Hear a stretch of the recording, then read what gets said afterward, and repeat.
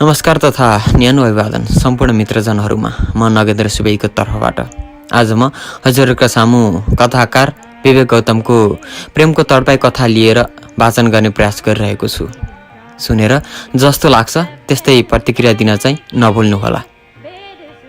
कथा यसरी सुरु हुन्छ।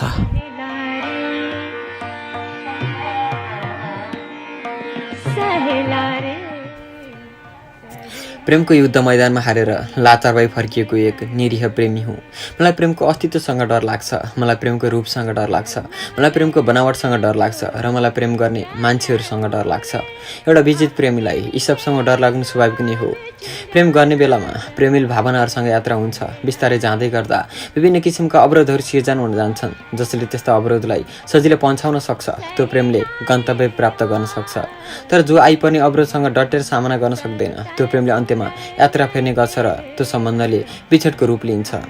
प्रेम दुई आत्मा जोड्ने सेतु हो। प्रेम पीडाको सङ्गम हो। प्रेम आँसुको शत्रु हो। कोही पीडामा परेकालाई दया गरेर प्रेममा समाजित हुन्छन् त कोही जिस्कान्दा प्रेममा पर्छन् अनि कोही लाभको उद्देश्यमा प्रेम गर्छन्। त्यो सब प्रेमको रूप हो। यस संसारमा प्रेम पाएर खुसी भएका भन्दा धेरै पीडामा गुज्रिएका युगल जोडी देख्न पाइन्छ, तर पनि नचाहँदै प्रेमको अस्त्रबाट कोही उम्कन सकेका छैनन्। यस्तै पीडाको सूचीमा म आफू पनि चोखो रहन सकिनँ।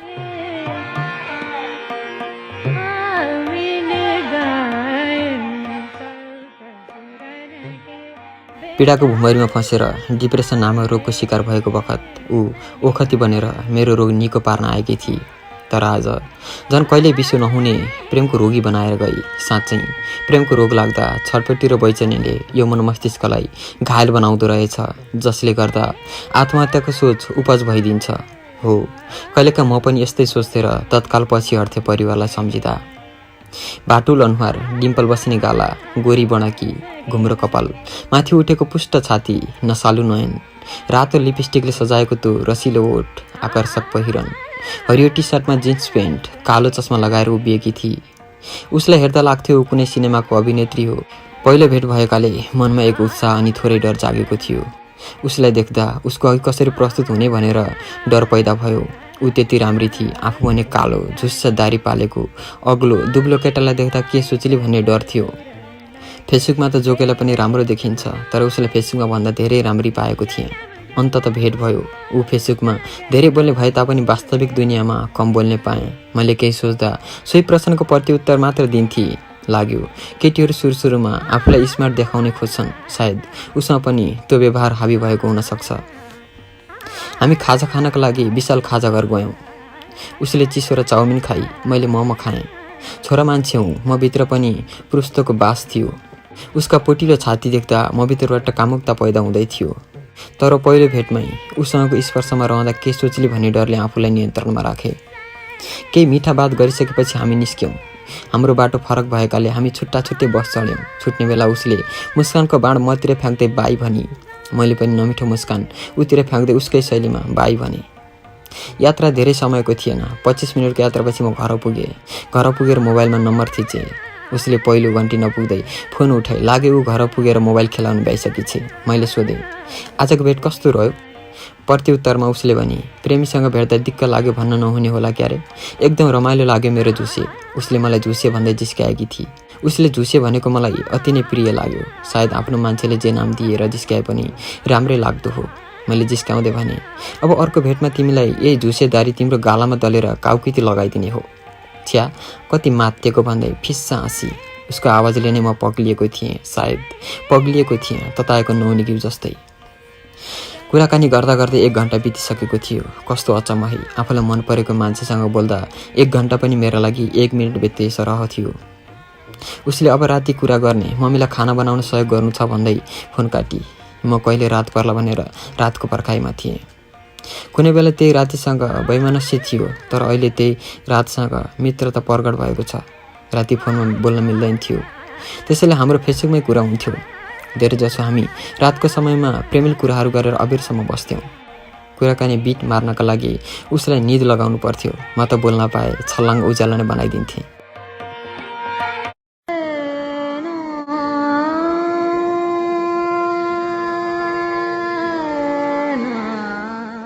दिन बित्दै गयो। समयको गति पनि हावाको वेगसँग छिटो छिटो रफ्तारमा चल्दै थियो। हाम्रो प्रेमको सम्बन्धले 2 वर्ष पार गरिसकेको थियो। यसबीचमा हामी थुप्रै ठाउँमा घुम्न गइसकेका थियौँ।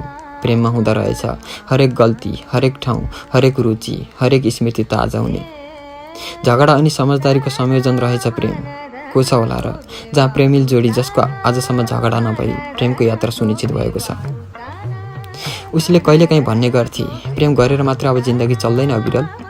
एक दिन हाम्रो विवाह हुन्छ, बच्चा होला, बिरामी हुम्ला, केही चिजको रुचि होला, यो सब पुरा गर्न प्रेमले दिँदैन। अब तिमी विदेश जानुपर्छ अनि बल्ल हाम्रो विवाहका लागि परिवारले स्वीकृति दिनेछन्। नत्र तिमी जस्तो अल्लरे केटालाई कसले छोडिदिन्छ भन त। उसको यस्तो अप्रत्याशित कुराबाट मन डरायो कि प्रेममा आर्थिक तत्त्वले रोक्छ कि तिमी पनि त्यही हुलमा मिसियौ जहाँ धनले प्रेमको हत्या गर्छ भन्न मन लागेको थियो, तर भनिन। म यो विषयमा केही सोचुला भनी मौन रहेँ। अब बिस्तारै हाम्रो कुराकानीमा पैसा धन जोडिन थाल्यो। माया प्रेमका कुराहरू बिस्तारै पतालिँदै गयो। सोचे कति प्रेमी होलान् आर्थिक हैसियतकै कारणले आफ्नो चोखो प्रेमको बलिदान दिएका छन्।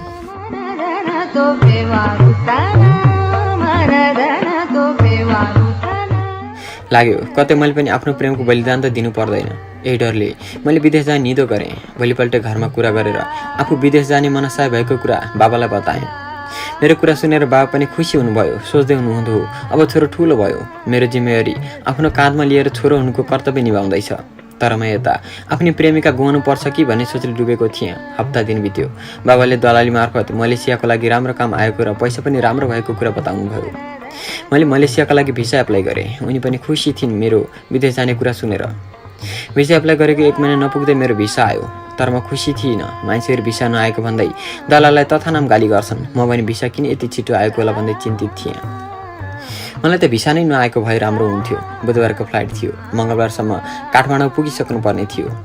अझै जाने बेला पहिला एकपल्ट भेटेर जान्छु भनेर कल गरेँ। हामी पहिले भेटेको ठाउँ बुटवलमा भेट्ने भयौँ। ट्राफिक चोक नजिकै रहेको सन्जोग बार एन्ड रेस्टुरेन्टमा भेट्यौँ। त्यो भेट त्यति खुसीको थिएन। ऊबाट म धेरै समयको लागि बिरानो मुलुक जाँदै थिएँ। त्यसैले एकतिरसँग मेरो सन्जल हुँदै गइरहेका नयनले उसलाई हेरिरहेँ। पर्फ्युमको बासनाले मेरो शरीर लट्ठ भएको थियो। सेतो टी सर्ट, कालो पेन्ट, हल्का मेकअप, बाहिरबाट देखिएको त्यो पुष्ट छाती, चौडा नितम्ब, आहा एक नारी हुनुपर्ने सबै किसिमको आकर्षक उसमा थियो। झरी परेकाले मान्छेहरूको आवजावत त्यति थिएन। फाटफुट मान्छे देखिन्थे। रेस्टुरेन्टभित्र सानो सानो कोठा जस्तो देखिन्थ्यो। सायद हामी जस्तै प्रेमी जोडीको लागि बनाएको हुनुपर्छ। मैले उसलाई आफ्नो काखमा बस्न आग्रह गरेँ। उसले पनि मौन स्वीकृति जनाए। ऊ केही बोल्न खोज्दै थिए। मैले आफ्नो ओठ उसको ओठमा राखेर प्रेमीले रसपान गरेँ। उसले पनि साथ दिइरहेकी थिए। उत्तेजित हुँदै मैले उसको टी सर्टको एउटा टाँक खोलिदिएँ। एउटा हात उसको बच्छालैमा छलबलाइरहेको थियो भने अर्को हातले उसको टाउकोमा राखी चुम्बन गर्दै थिएँ। लाग्यो यही हो जीवनको स्वर्गीय आनन्द। हत्तपत्त हामी आफू नियन्त्रणमा भयौँ। सायद नियन्त्रणमा आउन नसकेको भए जे पनि हुने थियो। अबेर भइसकेको थियो। भोलिका लागि सामान पनि प्याक गर्नुपर्ने। उसको अलिगालमा बाँधिएर केही समय रुन मन लाग्यो। उसकै अघि बारबियर हुने गरिरहेछु। मेरो यस्तो अवस्थामा बिचारी ऊ पनि के गर्न सक्थे र। मलाई अङ्गालोमा बेसरी कसेर रुन थाली। केही समयको रुवाइबाट म बाहिर आएँ। ऊ रोएर आँखा रातो रातो भएको थियो। अविरल तिमी पुगेपछि मलाई कल गर्नु ल। उतैको केटीहरूसँग मस्किने होइन नि फेरि। म रुन्चे हाँसो देखाउँदै। ऊ तिम्रो अविरल सधैँ तिम्रो हो। म माथि कसैले अधिकार जमाउन पाउने छैन। आई लभ यु डियर फेरि हक गरेँ। आई लभ यु टु मेरो जुसे भन्दै आँखाबाट आएको आँसु पुछी। हामी छुट्टियौँ। सपिङ पहिले नै गरिसकेका थियौँ। घर पुगेर सबै कपडा, औषधि, खानेकुरा, गुन्द्रुक र सानो ब्याग त्यही ठुलो झोलामा प्याक गरेँ। भोलि बिहानै 5 बजे उठेर जाने तयारी भयो। म जाने कुराले होला आमाको आँखामा पनि टिलपिल टिलपिल आँसु देखिन्थे। छोराले बाटोमा केही नहोस् भन्दै कालो टिका निधारमा लगाइदिनु भयो। आमा बुवालाई ढोगे। 3-4 पटक घर फर्कँदै टिनले छाएको घर हेरे। सोचे अब छिट्टै यो घरको पनि मुहार फेरिनेछ। बाटोसम्म बाबा पुर्याउन आउनुभयो। काठमाडौँ जाने बस आयो। राम्रोसँग गएस्, पुगेर फोन गर्नु है भन्दै बाबा हेर्दै बस्नुभयो। बस हिँड्यो आफ्नै रफ्तारमा। 8 बजेको हुँदो खाजा खाने ठाउँमा बस रोकियो। मलाई खान मन थिएन। म सिटमै बसिरहेँ। यसो हेरेको 3वटा म्यासेज आएको रहेछ। त्यो एसएमएस पल्लवीको थियो। Have a safe journey dear, I love you, miss you, कहाँ पुग्यो, म त भुसुक्क निदाएछु। यस्तो एसएमएस आएका थिए। बस 10 मिनट रोक्यो अनि आफ्नै रफ्तारमा कुद्यो। म प्रेमिका र परिवारलाई सम्झँदै यात्रा गर्दै थिएँ। बडो दुःख हुँदो रहेछ। परिवार छाडेर टाढा जाँदा म तत्क्षण महसुस गर्दै थिएँ दिउँसोको 11 बजे बसले काठमाडौँ लिएर छाडिदियो। 4 बजेको टिकट थियो। एउटा होटलमा गएँ, खाना खाएँ। आमाले पकाएको जस्तो खाना त कहाँ पाउनु, त्यही पनि भोक मेट्नु थियो। पेटभरि खाएँ र एयरपोर्टतिर लागेँ। 30 भइसकेको थियो। अब आधा घन्टा बाँकी थियो। त्यस आधा घन्टापछि म पनि परदेशी हुँदै थिएँ। 4 बज्यो। आवाज आयो भित्रबाट, सबैजना आइपुग्नु होला। म टिकट र पासपोर्ट देखाउँदै भित्र छिरेँ। केही घन्टाको अन्तरालपछि मलेसिया इन्टरनेसनल एयरपोर्ट कोलालम्पुर पुग्यो। त्यहाँबाट ट्याक्सी चढेर सूर्योदय केल्सिसियममा गयौँ। मसँग नेपालकै साथी थियो। ऊ पहिले नै त्यहाँ काम गर्ने भएकाले मलाई यात्रामा त्यति असहज भएन। कम्पनीको मान्छे त्यहाँ लिन आएको रहेछ, तर मैले यात्रामा साथी भेटेकोले ख्याल नै भएन। ऊ पनि हाम्रै कम्पनीमा कार्यरत भएकाले उसले मलाई केही हदसम्म कम्पनीको बारेमा जानकारी दियो। कोठामा पुगे, थकित थिए। आराम गर्दा गर्दै निधाएछु। भोलि बिहान उठेर थकित शरीरलाई बाथरुमको चिसो पानीमा भिजाएँ। आनन्दित भएँ। त्यसपछि होटलमा गएर ब्रेकफास्ट लिएँ। ब्रेकफास्ट खाइसकेपछि कम्पनीको अवलोकनका लागि कम्पनी गएँ। त्यहाँ गर्ने काम, त्यहाँको ठाउँको बारेमा त्यहाँको सुपरभाइजरले जानकारी दियो। केही समयको अवलोकनपछि कोठामा आएँ। बाबालाई फोन लगाएँ। आफू राम्रोसँग आएको र यहाँको कामको बारेमा जानकारी दिएँ। आमासँग पनि केही समय बोलिसकेपछि पल्लवीलाई फोन गरेँ। पहिलो घन्टीमा कल उठेन, दोस्रो घन्टीमा कल उठ्यो। मेरो आवाज सुन्ने बित्तिकै ऊ उत्साहित हुँदै बोल्न थाली। ती बोल्ने त होइन ऊ, सायद धेरै समयपछि बोल्न पाएकोले होला, मलाई मौका नै नदिई ऊ बोलिरहेकी थिए। मैले मनले भने, प्रिय, मलाई सधैँ यसरी नै माया गरिराख ल। सन्चो बिसन्चो कस्तो काम, याद आएको छैन? यस्तै उसले भन्दै थिए। केही समयपछि उबाट पनि बिदा भएँ। भोलि बिहान 9 बजे काममा गएँ। पहिलोपल्ट जाँदै थिएँ। कस्तो हुने हो, सक्ने हो कि होइन भन्ने डर मनमा विद्यमान नै थियो। गाह्रो सजिलो जस्तो भए पनि आखिर आइसकेपछि काम गर्नु पर्थ्यो। मन डर बनाएर काममा गएँ। काम त्यति गाह्रो थिएन, तर समयको हिसाबले धेरै समयसम्म एउटै ठाउँमा काम गर्नुपर्ने भएकाले शरीर थाकेर लकतारान हुन्थ्यो। 12 घन्टाको काम, त्यसपछि ओटो दिनमा 16 घन्टा काम हुन्थ्यो। थकित शरीर लिएर कोठामा पुग्थेँ। कहिले कसो खाना बनाउनसम्म पनि अल्छी लाग्थ्यो र भोको पेट बेडमा पल्टन्थेँ। केही समय बाँकी रहेमा परिवारसँग बोल्न मन लाग्थ्यो। आमासँग बोल्दा बोल्दै रुन्थेँ। कयौँ रात परिवारसँग बोल्दै निधाएको हुन्थेँ। कहिले कसो उसलाई कल गर्थेँ, भन्ने गर्थेँ, आजभोलि मलाई बिर्सँदैछौ है? मैले यत्रो समय विचार गरेँ। एकपटक पनि सम्झिएनौ मलाई, कति निर्दय बन्न सकेको। मैले सम्झाउँदै भन्थेँ, कामको चाप हुन्छ। कामबाट आयो, थकित शरीर लिएर यसो आराम गर्न खोज्यो, पल्टिहाल्छु। कयौँ रात भोकै सुतेको पनि पल्छ। आफै भन न, म के गरौँ? समय नै यस्तै छ। यता मैले काम गर्दा त्यता तिमी फेरि हुन्छौ। माने तिमीलाई बोल्न मन लाग्ला, यता मोबाइल चलाएको देख्यो भने साउको गाली सुन्नुपर्छ। मलाई पनि बोल्न मन लाग्छ तिमीसँग। थोरै बोल्दै पनि यो मन खुसी हुन्छ। म त जाँदिन नै भनेको थिएँ नि तिमीलाई छाडेर। के गरौँ, बाध्यता र परिस्थितिसँग जुझ्न नसकेर यो खाडीमा भासिन पुगे। किन बुझ्दैनौ तिमी? किन केही थाहा नभए जस्तो गर्छौ? रुँदै उसलाई प्रश्नमाथि प्रश्न गरे। ऊ मौन रही। कुनै प्रश्नको उत्तर दिन ठिक ठानिन। सायद केही बोलिन र है भन्दै फोन काटी। दोस्रो पटक फोन गरेँ। फोन उपलब्ध हुन सकेन। सायद रिसाएर फोन अफ गरेको हुनपर्छ, मैले अङ्कलन गरेँ। दिन बित्दै गयो। हाम्रो प्रेममा झगडा र कलको जन्म भयो। सधैँ बिचमा नै कल काटेर मैले अफ गर्थेँ। कामको तनाव त सधैँ छ। अब उसले पनि पीडा दिन थालेको थिए। यो काम र पीडा बीचको मनको द्वन्द्वमा पिल्सिएर कतिपटक आत्महत्याको बाटो पनि रोजे, तर खै कुन तत्त्वले रोक्यो आत्महत्या गर्नलाई। एक दिन उसलाई म्यासेज लेखेँ, पल्लवी, के तिमी पहिलाकै पल्लवी हौ? तिमी अबुझ छौ या अबुझ बन्ने कोसिस गरिरहेकी छौ। तिमीले आफ्नो हिसाबले मेरो प्रेमको नाप्तोल गर्यौ, तर कहिले तिमीले मेरो ठाउँमा बसेर मेरो बारेमा सोच्यौ कि तिमी यो प्रेममा सन्तुष्ट छैनौ? एक शब्द बोल न, म तिम्रो खुसीको निम्ति आफूलाई नै बलिदान दिन तयार छु। तर रिप्लाईमा केही आएन। स्याड इमोजी मात्र पठाई। मैले फेरि प्रश्न सोध्दै गएँ। उसले म्यासेज गर्दै थिए, अविरल, आजबाट म मोबाइल बोक्दिनँ। बाबाले मलाई निलम्बन गरिदिनु भएको छ मोबाइल चलाउनबाट। आफ्नो ख्याल राख्नु ल। यति लेखेर मलाई ब्लक गरी।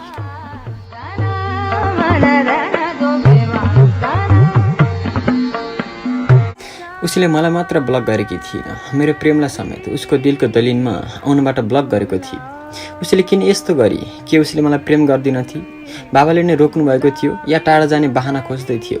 आखिर यो सब के का लागि गर्यौ तिमीले? के तिमी यति निष्ठुरी थियौ? फोन गरेँ, फोन पनि अफ थियो।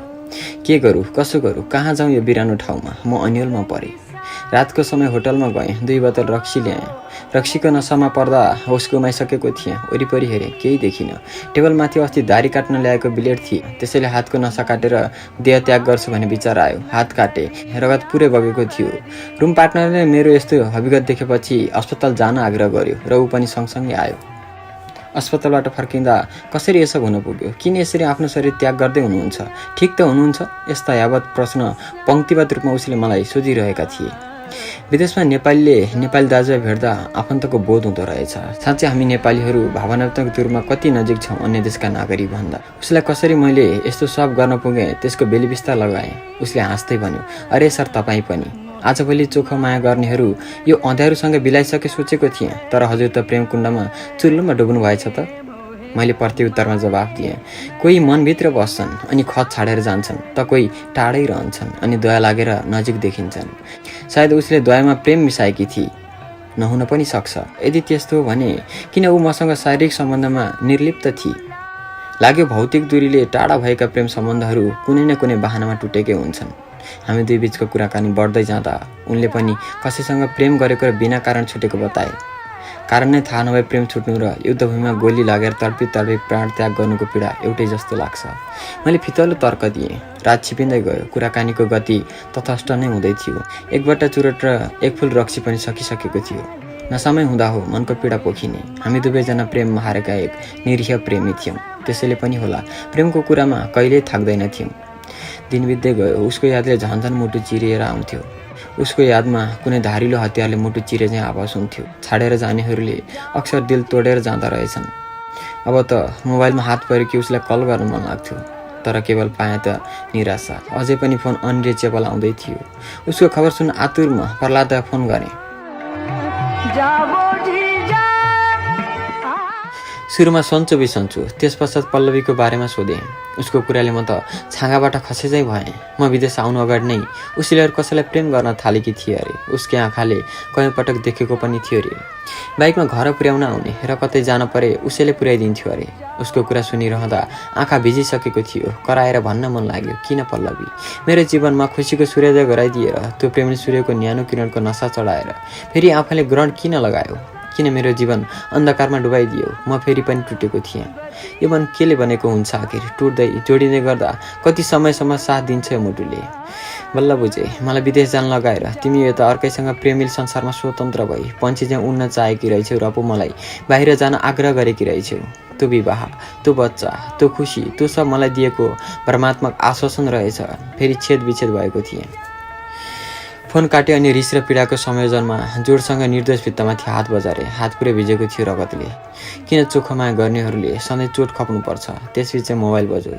छल गर्यो मायाले, छल गर्यो मायाले।